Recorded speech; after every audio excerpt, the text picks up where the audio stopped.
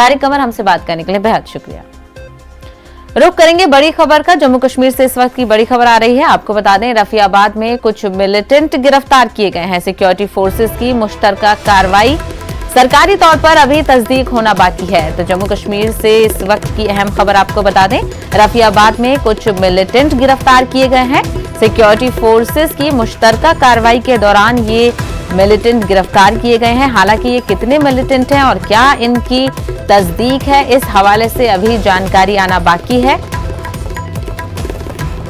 तो जम्मू कश्मीर के रफियाबाद से इस वक्त की अहम खबर, मिलिटेंट गिरफ्तार किए गए हैं। रफियाबाद में कुछ सिक्योरिटी फोर्सेस ने मुश्तरका कार्रवाई करते हुए कुछ मिलिटेंटों को गिरफ्तार किया है। हालांकि जो मजीद तफसील है, डिटेल्स है, वो अभी इस मामले में आनी बाकी है, तस्दीक होनी बाकी है सिक्योरिटी फोर्सेस की तरफ से।